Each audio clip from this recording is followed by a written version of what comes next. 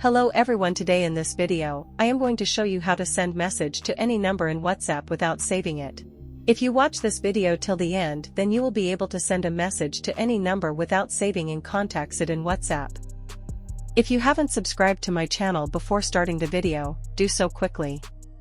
First of all, you have to open any chat. It should be your friend's number or your own second number. After that, here, you have to type the number on which you want to send the message.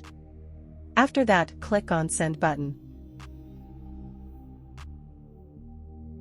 Now here you have to tap on the number. Now click on the chat here. Now you can send messages to this number without adding to your contacts.